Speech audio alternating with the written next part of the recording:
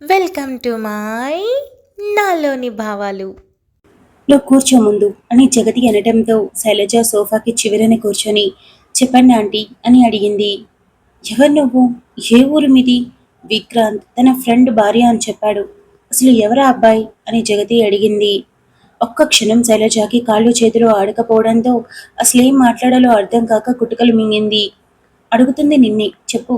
మా విక్రాంతికి ప్రకాష్ విఘ్నేష్ తప్ప చిన్నప్పటి నుండి ఎవరూ ఫ్రెండ్స్ లేరు. అలాంటిది నాకు తెలియని ఫ్రెండ్ ఎవరు? అతను నీ భర్త ఎలా అయ్యాడు? ఏ ఆడపిల్లతో మాట్లాడని విక్కీ నిన్ను తీసుకొచ్చి ఇంట్లో పెట్టాడు అంటే నువ్వు అంత క్లోజా అని జగతి అడిగింది.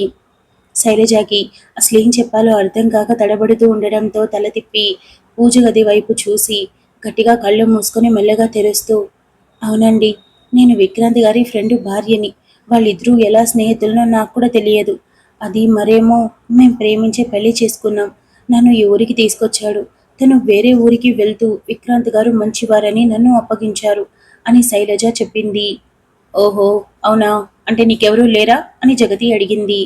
ఇక శైలజ ఏం మాట్లాడకుండా మౌనంగా ఉండటంతో జగతి కప్ పక్కన పెడుతూ, చూడు, ప్రేమించి పెళ్లి చేసుకోవడం తప్పు కాదు. ఎందుకంటే నేను విజయేంద్ర కూడా ప్రేమించి పెళ్లి చేసుకున్నాం, కానీ కుటుంబాల్ని ఒప్పించి. అందుకే ఈరోజు మాకు అంత విలువ ఉంది. ఇలా లేచిపోయి వచ్చి పెళ్లిళ్ళు చేసుకుంటే ఎక్కడ మీకు విలువ ఉండదు. అన్నింటికీ మించి రేపు ఆ అబ్బాయి నిన్ను మోసం చేస్తే నీకు జీవితమే ఉండదు. నిన్ను అందరూ ఒక డస్ట్‌బిన్ లా చూస్తారు. ఆ అబ్బాయి పెళ్లి చేసుకున్నాడు, మరి కలిసేమన్నా ఉన్నారా అని జగతి అడిగింది. శైలజ వెంటనే తల అడ్డంగా ఊపడంతో, అలాంటప్పుడు తొందరగా ఆలోచించి నీ మెడలో ఉన్న నల్లపూసలను విసిరి పారేసి మీ అమ్మా నాన్న దగ్గరికి వెళ్ళి సంతోషంగా ఉండు. క్షమించిస్తారులే. అలా కాదు, నేను వాణ్ణి నమ్ముకుంటానంటే నీ ఇష్టం. రేపటి రోజు నీ జీవితం ఏమవుతుందో ఎవరికి తెలుసు? బావుండొచ్చు, బావుండకపోవచ్చు. కాస్త ఆలోచించు. చిన్నపిల్లవి, అందుకే కూర్చోబెట్టి మాట్లాడుతున్నాను. నేను చూస్తుంటే లోక జ్ఞానం లేని పిల్లవని స్పష్టంగా తెలుస్తుంది. బయట ఇలా ఉండే వాళ్ళని వాళ్ళ అవసరానికి అవకాశంగా తీసుకొని వాడుకొని వదిలేయాలనుకుంటారు. నాలుగు మంచి మాటలు చెప్తే అవతల వాళ్ళు మంచి వాళ్ళనే నమ్మే రకానివి నువ్వు. ఈ ఇంట్లో ఉండడం నాకేమీ బరువు కాదు. మేం తినే దాంట్లో ఒక ముద్ద నీకు పెడుతున్నాం. అదేమీ పెద్ద ఖర్చు కూడా కాదు. కాకపోతే ఆలోచించి నిర్ణయాలు తీసుకోవాలి. చెప్పేవాళ్ళు ఎవరూ లేరనుకుంటా. అందుకే నేను చెప్తున్నాను. అర్థం చేసుకుంటే మంచిది. లేదంటే నీ ఇష్టం అని జగతి చెప్పింది. శైలజ మౌనంగా ఉండటంతో అన్నింటికి మించి విక్కీకి పెళ్లి కాలేదు. నువ్వు ఇక్కడ ఉండటం వల్ల ఎవరికైనా ఇంటికి వచ్చినప్పుడు నిన్ను చూస్తే ఎవరని అడుగుతారు. విక్కీ నా తరపున అని చెప్తే అది చాలా తప్పుగా ఉంటుంది. అందుకే ఏదో ఒక నిర్ణయం త్వరగా తీసుకుంటే మంచిది. లేదు అంటే నేనే నిన్ను ఏదైనా హాస్టల్లో పెడతాను. ఆలోచించుకో అని జగతి చెప్పింది.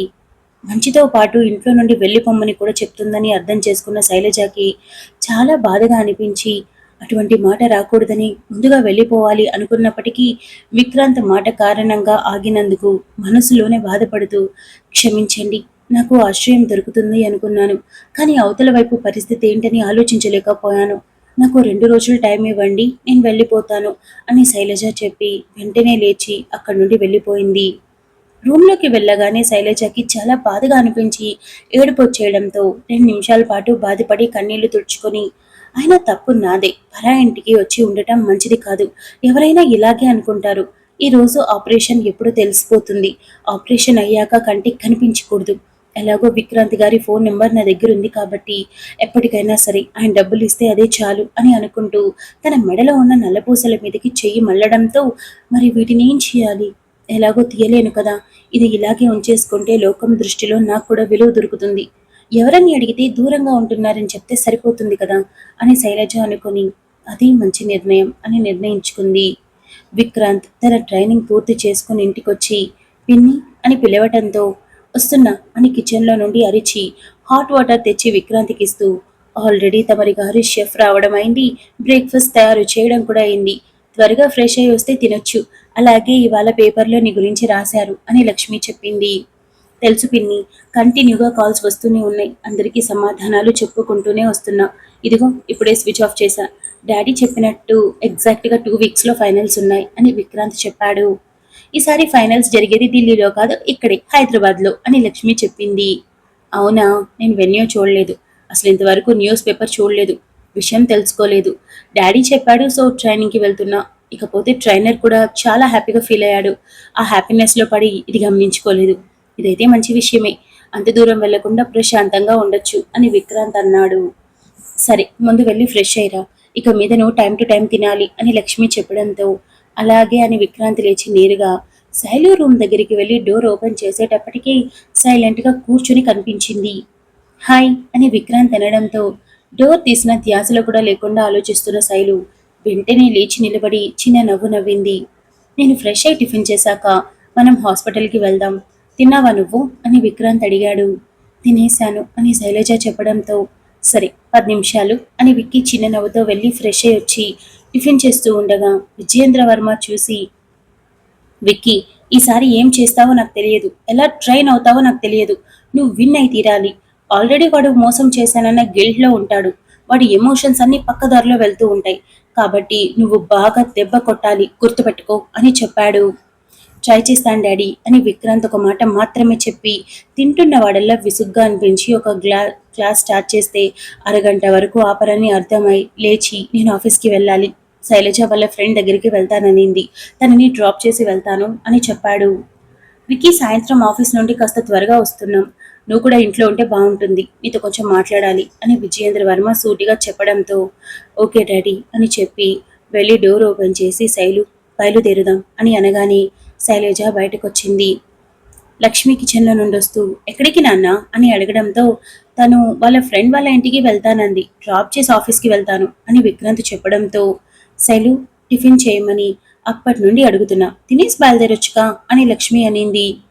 విక్రాంత్ వెనక్కి తిరిగి శైలు వైపు చూడడంతో శైలజ ఇబ్బందిగా ఒక నవ్వు నవ్వి నాకు ఆకలిగా లేదండి అని చెప్పి విక్రాంత్ని దాటుకొని ముందుకి కదలగా వెనకే విక్రాంత్ ఆలోచిస్తూ వెళ్ళాడు. ఇద్దరు బయటికి వెళ్ళాక విక్రాంత్ బైక్ స్టార్ట్ చేయగానే శైలు కూర్చుంది. ఇద్దరి మధ్య ఒక మాట కూడా లేదు, అలానే హాస్పిటల్కి తీసుకుని వెళ్ళాడు.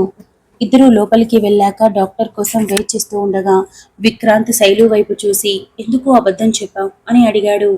అప్పటికే అడిగితే ఏం సమాధానం చెప్పాలని ముందు నుండి వెతుక్కున్న శైలజ నిజంగానే ఆకలిగా లేదు, వద్దు అంటే తినమంటారేమోనని అలా చెప్పాను అని శైలజ నెమ్మదిగానే చెప్పింది.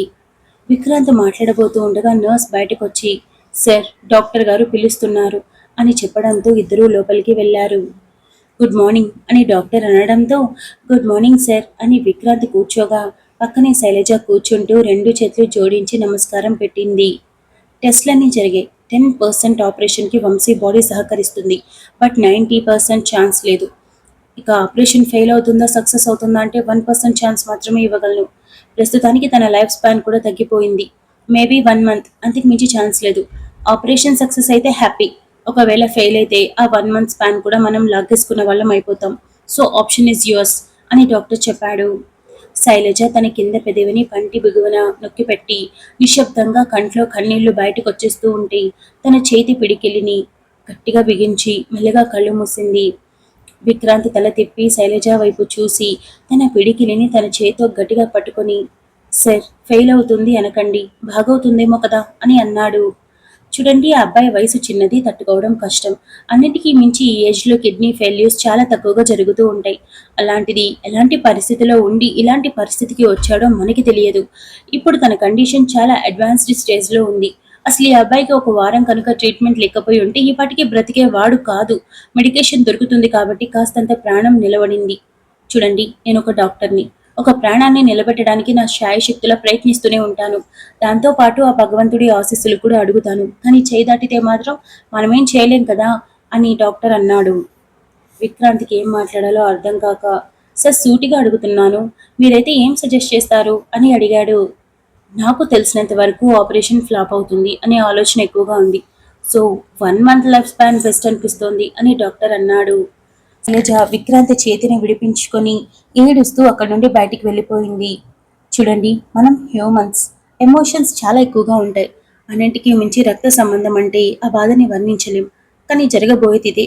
ఆపరేషన్కి అతని బాడీ రెస్పాండ్ అవ్వడం చాలా కష్టం, చాలా తక్కువ ఛాన్సెస్ ఉన్నాయి.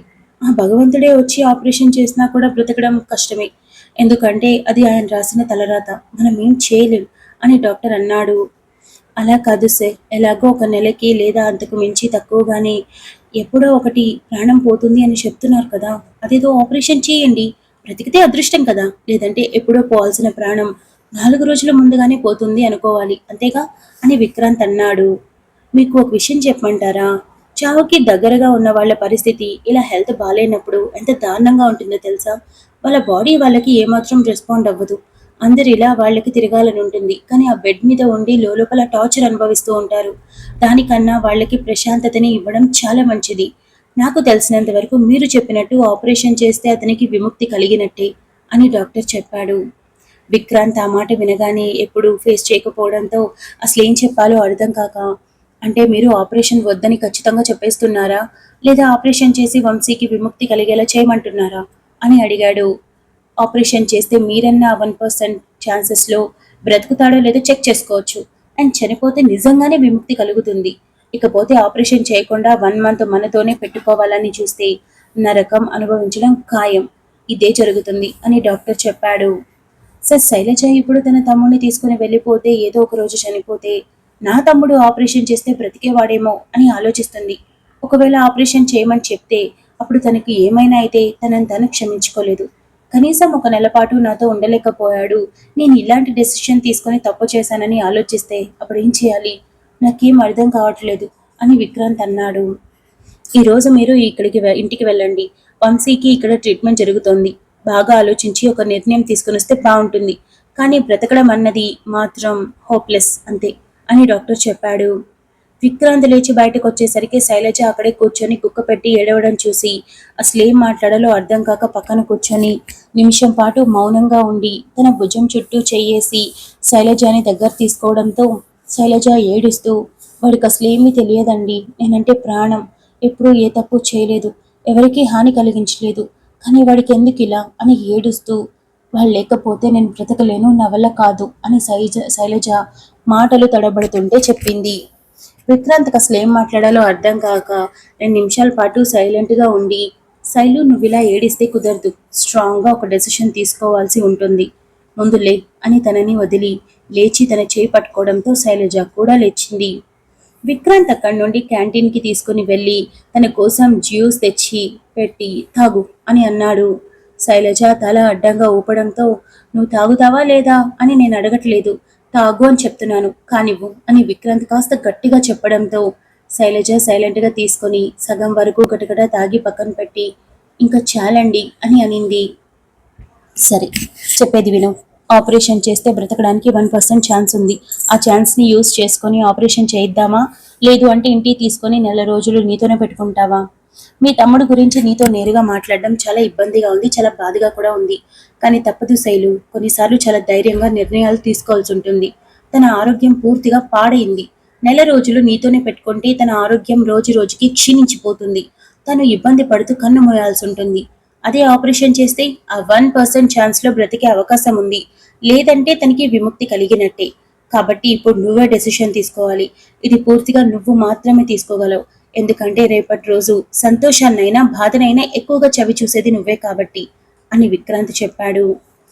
శైలజ నిశ్శబ్దంగా ఏడుస్తూ ఏం చెప్పాలో తెలియట్లేదు. మంచే కదా కోరుకుంటాం. ఎవరైనా మంచిని నాకు చూపించినప్పుడు నేను ఏదో ఒకటి చెప్పగలను, కానీ ఇప్పుడు ఏం చెప్పాలి అని శైలజ అడిగింది. Thank you so much for listening guys. Update నచ్చినట్టయితే లైక్ చేయండి, షేర్ చేయండి, కమెంట్ చేయండి, అలానే సబ్స్క్రైబ్ చేసుకోండి.